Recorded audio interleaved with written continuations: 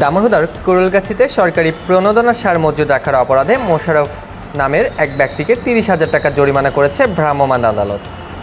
শুক্রবার সন্ধ্যা ৬টার দিকে কুরুলগাছি বাজারে তার নিজ গোডাউনে ভ্রাম্যমাণ আদালত বসিয়ে এই জরিমানা করা হয়।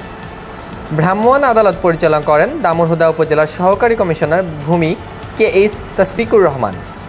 মোশাররফ হোসেন কুরুলগাছি গ্রামের মৃত নজরুল ইসলামের ছেলে। অভিযান চলাকালে উপস্থিত ছিলেন দামোহদা উপজেলার কৃষি অফিসার শারমিন আক্তার। ভ্রাম্যমাণ আদালতের সার্বিক সহযোগিতা করেন জেলা গোয়েন্দা পুলিশ ও দর্শনা থানা পুলিশের টিম। যারা কৃষকের সার এখানে আছে, তাই কোনো জায়গায় প্রণোদনার সার বিধি বহির্ভূতভাবে, বিনির্দেশ বহির্ভূতভাবে রাখার কোনো সুযোগ নাই এবং সেটা মজুত করার কোনো সুযোগ নাই। যেহেতু সারের বস্তার পরিমাণ অনেক, মানে 7টা স্লিপের মাধ্যমে সারের বস্তাপনা করা হয়েছে এবং সার ব্যবস্থাপনা আইন 2006 অনুযায়ী এটি দণ্ডনীয় অপরাধ। তাকে সর্বোচ্চ অর্থদণ্ড প্রদান করা হয়েছে। এই আইন অনুযায়ী 30,000 টাকা জরিমানার করা কথা আছে। আমি 30,000 টাকা জরিমানা করলাম তাকে।